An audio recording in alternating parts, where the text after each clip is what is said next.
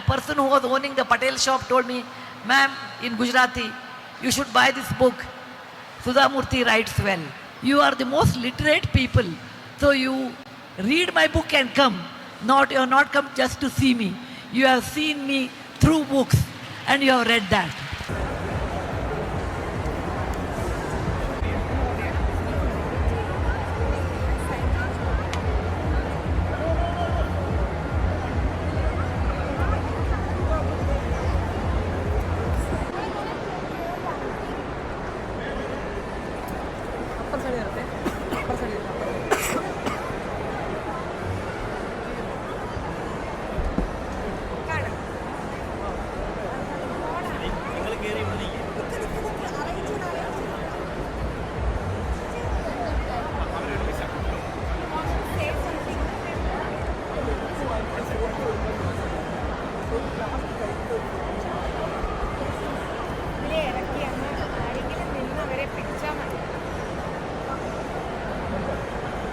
In all my life, there have only been 3 women that I have longed to meet.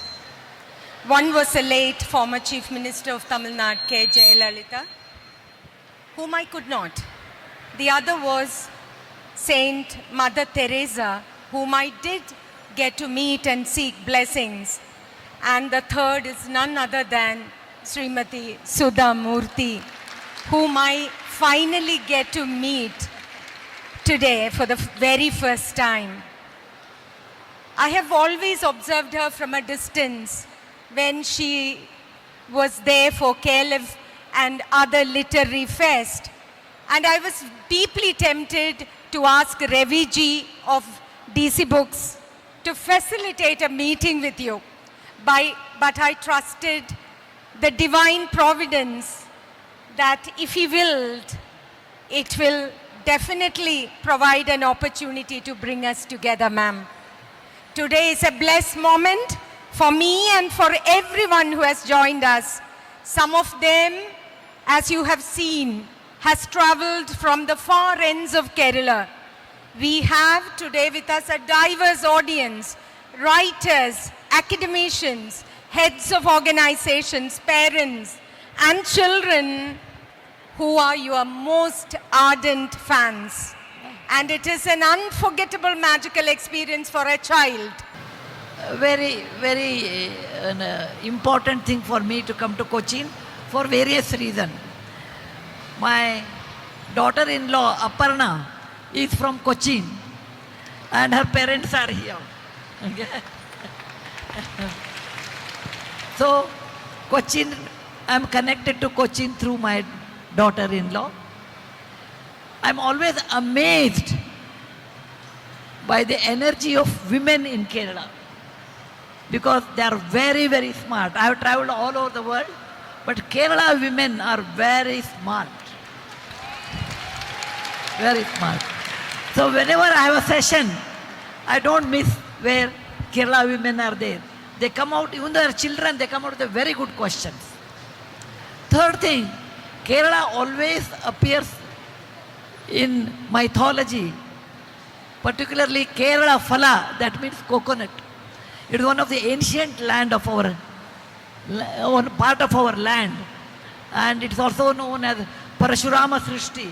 Lord Parashurama divided the land between sea and the Sahyadri mountains. The last one, but not the least, you are the most literate people. So you read my book and come. You have not come just to see me. You have seen me through books and you have read that. If I don't have readers, then I'm not an author because I write and nobody reads. I dance, nobody sees. I sing, nobody hears. Writing, dancing, singing, they're all performing arts where you require sarudaya, that means kind-hearted people to read and react to that. Otherwise, an author will never get inspiration. And I'm grateful for that. I've been asked by many questions, but one question nobody has asked. You take my first book and my latest book, how I have changed and that has affected my writing. Nobody has asked me that. I started writing when I was a young kid, 10, 12 years, small essays in the school.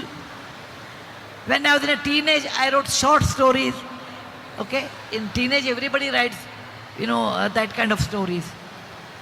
Then later, I did not write for a long time because I was in engineering college. Then I wrote my first book on a travelogue. Actually, I traveled on backpack in 1979 to US in Kannada. I was originally a Kannada writer. I come from Karnataka, and my medium of instruction is Kannada. So I always wrote in Kannada. I became English author at the age of 52. Until that, I wrote only in Kannada because I'm connected to my language with my emotions. And that's the reason I say mother tongue is very important. Mother tongue connects your emotions. At the age of 52, I started writing in English, and I have not, the rest is history, I can tell you. So when you look at my writing in English, I'm not talking about Kannada, in English, the first book is Wise and Otherwise. My latest book, which is going to come now, is Common at Uncommon, or you can say Here, There, Everywhere. I have grown in a different way of writing, using the secret of writing only in the last paragraph, so that your author should cling to your reading and only they realize at the end. All these techniques I learned over a period of 20 years. And the advantage of writing in English, I realized, I have only 41 or 42 books, but I have 285 titles. My books have been translated in all the languages in India. Sindhi, Kashmiri, Dogri, name a language. Sanskrit, you take 100 rupee note and count the language. My books are in all those languages, apart from Italian, Braille, and to my surprise, I saw my book in Karachi airport in Pakistan. They said, that's in Urdu, but it's very well. And I saw my book in Honolulu, in Hawaii airport. I saw my Gujarati book in Dar es Salaam, then I saw in New Jersey, then I saw in London. And the person who was owning the Patel shop told me, ma'am, in Gujarati, you should buy this book. Sudha Murty writes well. I was very happy. Somebody saw me in Bombay and said, you resemble Sudha Murty, are you the same author? Then they will take a lot of selfies and all. I said, no, I'm her cousin. Okay?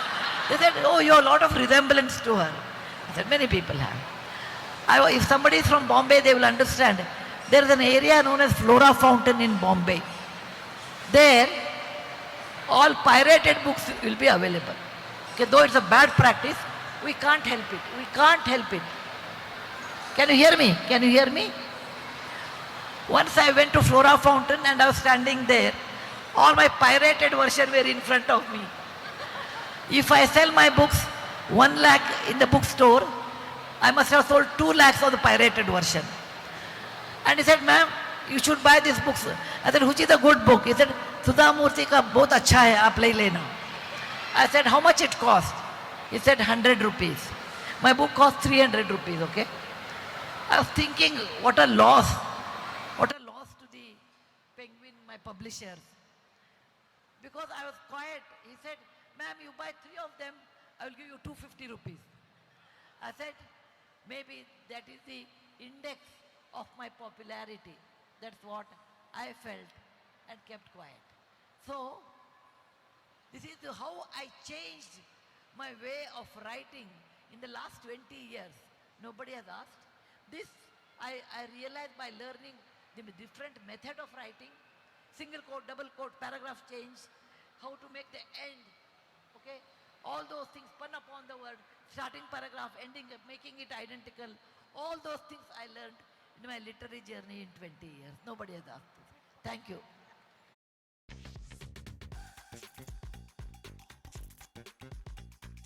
Get 50 to 90% off on top beauty brands only on think you've been working with diverse set of people, young and old, privileged and less privileged, and has also devotedly been spending time for the poorest of poor. In this long, perhaps sometimes arduous relationship with people, what do you think is the most important quality that children should be inculcated or taught so that they could deal with the invisibilized normalization of violence, inequality, oppression, and lack of freedom? It's a very good question. In my work, I come across politicians, film actors, very rich people, extremely poor people. Death in front of me in tsunami. I've handled 13 national disasters and one pandemic. I have seen death in front of me in tsunami, dead bodies, one hand, one leg, that kind of bodies.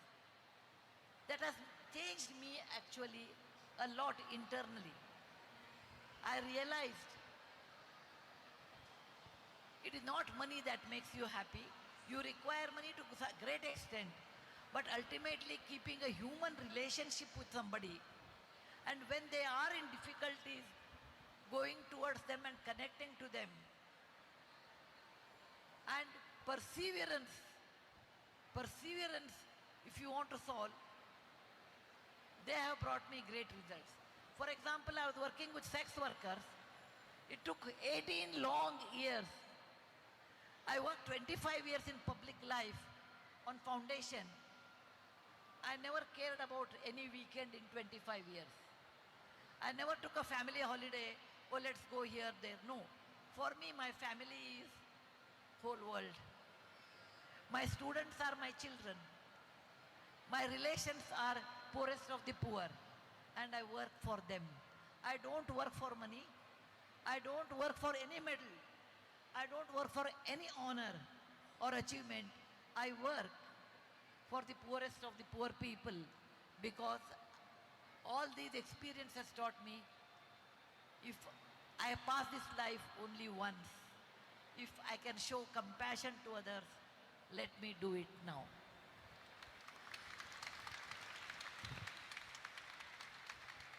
As we know, the world has changed drastically. There is excess of consumerism and excess of vanity that comes from the social media platforms. Children are getting stories from digital platforms, and there is an ardent gratification available for them. And we know that India has a rich tradition of oracy when it comes to storytelling.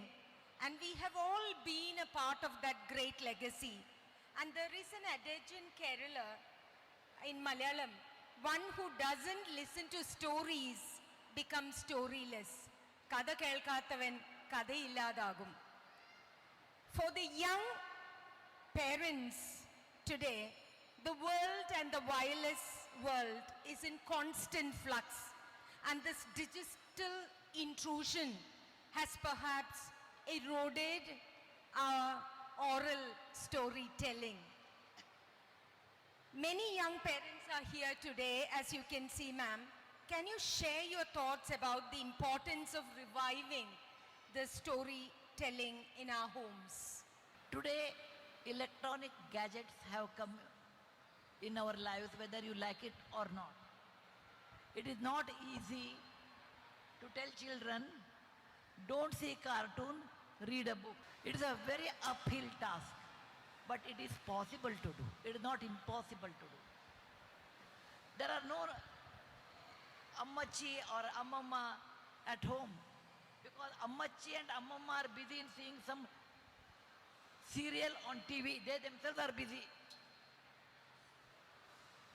If you want to bring up a child with stories, it is not only stories are important. One who tells the story is important. Like grandparents have to involve, parents have to involve, teachers have to involve in school. Then only it is possible. You have to spend lot of time with children. Nowadays what happens, both husband and wife, they work. There's nothing wrong because I was also a working mother. And they have one or two children. The child will ask a bike, you will get him a car. The child will ask one dress, you will buy two dress. Because you have plenty of money and you have less children. By doing that, you are ruining your children. They will never understand sharing. Sharing is caring. Every child will have their own room. When the guest comes, they say, I can't leave my room. Bring your children as much as possible in a normal way. If the child asks bike, ask him, why do you need? Give me one reason. Okay?